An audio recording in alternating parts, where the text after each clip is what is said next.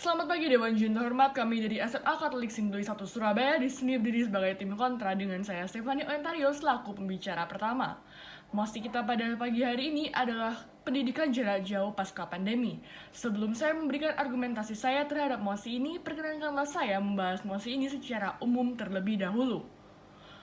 Pendidikan adalah kunci yang penting dalam menentukan masa depan seseorang. Pendidikan di Indonesia mulai dikenal masyarakat umum semenjak diberlakukannya politik etis oleh Belanda, di mana kurikulum yang diterapkan di Belanda saat itu memberikan influensi yang besar terhadap kurikulum di Indonesia saat ini, di mana satu guru mengajar beberapa siswa dalam satu ruangan kelas yang membentuk komunikasi dua arah antara guru dan siswa. Namun, Dewan Juri yang terhormat, semenjak adanya pandemi COVID-19 ini, komunikasi dua arah itu tidak dapat diwujudkan karena siswa dan guru menggunakan aplikasi pertemuan virtual seperti Google Meet dan Zoom untuk melaksanakan proses kegiatan belajar mengajar, di mana ini membatasi komunikasi antara guru dan siswa, di mana siswa tidak akan bisa memberikan pertanyaan kepada guru apabila ia tidak mengerti materi yang dijelaskan. Ini merupakan suatu tantangan bagi siswa untuk mengerti materi yang diajarkan guru saat itu. Dewan Juri terhormat, banyak sekali realitas lain dari pendidikan jarak jauh yang perlu kita pertimbangkan, seperti adanya kesusahan finansial dari orang tua. Banyak sekali orang tua yang diputuskan hubungan kerjanya oleh perusahaan mereka karena perusahaan-perusahaan tersebut memiliki kerugian yang besar akibat adanya pandemi COVID-19. Sedangkan, Dewan Juri terhormat, seorang siswa memerlukan biaya sebesar 300.000 untuk melaksanakan pendidikan jarak jauh dikarenakan perlunya siswa-siswi tersebut untuk membayar kuota. Kemudian biaya-biaya lainnya seperti laptop dan handphone juga perlu kita pertimbangkan. Di samping kesusahan finansial juga ada kesusahan yang lainnya seperti tidak ratanya infrastruktur di Indonesia. Saudara-saudari kita yang berada di luar pulau memerlukan koneksi internet yang cukup untuk dapat mendengarkan penjelasan dari gurunya, di mana hal ini belum dapat kita wujudkan karena ketidakrataan infrastruktur di Indonesia. Selain itu, Dewan Juri hormat, apabila kita sudah memiliki semua fasilitas untuk melaksanakan pendidikan jarak jauh pun, pendidikan moral tidak dapat diberikan oleh guru kepada siswa dan siswinya dikarenakan pengajaran hanya diberikan secara daring. Kemudian daripada itu, Dewan Juri terhormat, kita juga perlu mempertimbangkan apabila siswa dan siswi tersebut bisa mendengarkan penjelasan dari guru tersebut secara baik ataukah tidak. Kenyataannya banyak sekali siswa dan siswi yang kurang fokus dalam mendengarkan pengajaran sehingga mereka kurang dapat memahami materi dengan baik dan mereka akan mencontek pada saat ujian. Ini merupakan degradasi moral yang sangat besar bagi generasi muda di Indonesia. Oleh karena itu, menurut tim kami, semenjak selesainya pandemi ini, kita lebih baik mengadakan pendidikan secara offline seperti biasanya. John Locke pernah mengatakan bahwa sejatinya pengetahuan manusia tidak bisa melebihi pengalaman empirisnya. Selamat pagi Dewan Juri yang terhormat, saya Angelika Milano selaku pembicara kedua akan memberikan berbagai permasalahan faktual terkait mosi perdebatan kita pada pagi hari ini.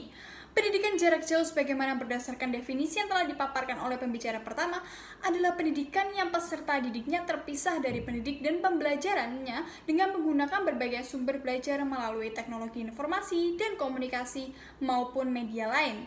Tujuan dari pelaksanaan pendidikan jarak jauh ini sebenarnya adalah untuk memanfaatkan internet sebagai alternatif pembelajaran ketika pandemi. Namun sebenarnya masih banyak ditemukan kekurangan dalam pelaksanaan implementasi pendidikan jarak jauh sehingga kami sangat tidak setuju untuk melaksanakan PJJ pasca pandemi. Maslow dalam teorinya mengenai strukturalisasi kebutuhan manusia menyebutkan bahwa setidaknya sebelum mencapai upaya untuk memenuhi kebutuhan kognitif atau pemahaman untuk belajar, manusia harus terlebih dahulu memenuhi kebutuhan untuk berelasi dengan sesamanya. Relasi ini dapat terbentuk dengan cukup intens apabila siswa dapat berinteraksi secara langsung dan tidak hanya sekedar bertatap muka secara virtual. Dewan Juri yang terhormat, poin yang tidak boleh kita lupakan dalam mengkaji PJJ ini sendiri adalah problematika keefektifan. Mengutip dari jurnal analisis keefektifan PJJ di masa pandemi COVID-19 oleh Universitas Sriwijaya, tercantum bahwa alat penyampaian bukanlah faktor penentu kualitas belajar, melainkan di sini adalah metode pengajar dalam memberikan materi yang nantinya akan menentukan keefektifan belajar. Dalam pembelajaran jarak jauh akan sulit untuk memberikan variasi terhadap metode pembelajaran dan akan berujung pada metode pembelajaran yang cenderung monoton. Tak hanya itu, Dewan Juri yang terhormat, menurut psikolog pendidikan John Biggs, dalam penelitian yang memaparkan bahwa pendekatan belajar dikelompokkan menjadi 3, yaitu pendidikan surface atau permukaan yang bersifat lahiriah dan dipengaruhi oleh faktor dari luar, pendekatan yang deep mendalam dan datang dari dalam diri individu, serta pendekatan achieving atau pencapaian prestasi tinggi dalam ambisi pribadi. Berbagai pendekatan ini tentu tidak dapat terimplementasikan dengan baik apabila metode pembelajaran yang digunakan kurang memadai dan kurang bervariasi dalam PJJ. Kendala PJJ yang lain adalah tidak kalah penting adalah perkara aksesibilitas. Dalam Pancasila sila kelima menyebutkan keadilan sosial bagi seluruh rakyat Indonesia, yang dimana hal ini berlaku pula dalam keadilan untuk menerima pendidikan. Bahkan ditegaskan kembali pada pasal 31 ayat 1 Undang-Undang NRI yang tahun 1945 menyatakan dengan jelas bahwa setiap warga negara berhak untuk mendapatkan pendidikan. Namun faktanya pelaksanaan pembelajaran jarak jauh membutuhkan peralatan yang tidak murah seperti handphone, kuota internet, listrik, bahkan laptop sekalipun. Lantas pertanyaannya akan menjadi sangat sederhana. Apakah seluruh pelajar yang tersebar di seluruh penjuru Indonesia mampu untuk membeli peralatan yang tidak murah tersebut? Dewan Juri yang terhormat mengutip situs resmi pemerintah daerah Papua, pendapatan per kapita Papua hanya mencapai 500.000, bahkan sedangkan peralatan untuk melaksanakan pendidikan jarak jauh setidaknya menghabiskan sekitar 1 juta rupiah. Miris sekali rekan-rekan, hanya karena tidak mampu untuk membeli peralatan PJJ, maka siswa tersebut tidak memiliki kesempatan untuk mengemban pendidikan. Oleh karena itu, kami sangat menentang pelaksanaan pendidikan jarak jauh pasca pandemi. Sekian dari kami dan terima kasih. Selamat pagi Dewan Juri yang terhormat, perkenalkan nama saya Krestal Angelika Husodo selaku pembicara ketiga dari kelompok ini, menegaskan sekali lagi bahwa kami selaku tim kontra menyatakan kami tidak setuju dengan mosi pelaksanaan pendidikan jarak jauh pasca pandemi. Dari konsep dan juga argumentasi yang dipaparkan oleh pembicara pertama dan pembicara kedua dari kelompok kami, kita mengetahui bahwa belajar online adalah serangkaian pengalaman instruksional dengan menggunakan jaringan digital untuk berinteraksi, belajar, dan berdiskusi.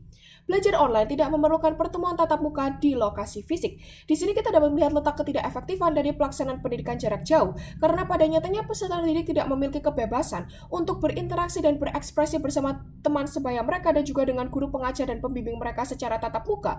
Dan di sini kita melihat bahwa nyatanya pendidikan peserta didik dapat berjalan secara optimal apabila mereka bertatap muka secara langsung dengan guru dan teman sebaya mereka. Dan apabila kita melihat dari segi hukum, berdasarkan Undang-Undang Republik Indonesia Nomor 20 Tahun 2003 Pasal 5 Ayat 5 menyatakan bahwa setiap warga berhak mendapatkan kesempatan meningkatkan pendidikan sepanjang hayat. Di sini kita perlu menggarisbawahi kata meningkatkan pendidikan, karena nyatanya peserta didik memiliki hak untuk meningkatkan pendidikan mereka dengan cara terus belajar dan berproses untuk menjadi generasi muda Indonesia yang berkualitas.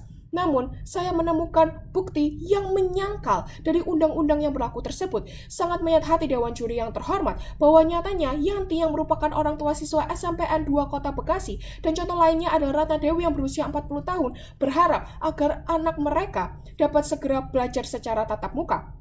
Karena pasalnya, belajar secara online sangat tidak efektif bagi anak mereka. Waktu anak mereka lebih sering digunakan untuk menonton film dan juga bermain game daripada belajar. Mungkin kita seringkali mendengarkan asumsi dari masyarakat sekitar bahwa apabila anak memiliki waktu luang, akan mereka gunakan untuk melakukan kegiatan-kegiatan produktif seperti belajar, membantu orang tua mereka, dan meningkatkan bakat dan hobi mereka. Namun sepertinya itu hanyalah asumsi masyarakat belaka. Karena pasalnya, Rina menilai bahwa kegiatan belajar di rumah anak mereka menjadi tidak dapat fokus dan materi pembelajaran pun juga semakin tidak bisa diserap karena di rumah anak mereka lebih sering bermain game dan menonton film daripada belajar. Dan apabila kita melihat dari segi ekonomi Dewan Juri yang terhormat bahwa nyatanya belajar di rumah juga menelan biaya untuk beli kuota internet dalam 1 bulan harus merogoh kocek hingga Rp300.000 yang mana angka tersebut merupakan angka yang cukup besar. Dan kita juga harus mengingat bahwa tidak semua orang dan tidak semua keluarga di Indonesia merupakan keluarga yang berkecukupan. Dan dari data yang kami dapatkan dari Jawa Pos dan Mojokerto, bantuan subsidi kuota internet belajar pun juga belum merata diterima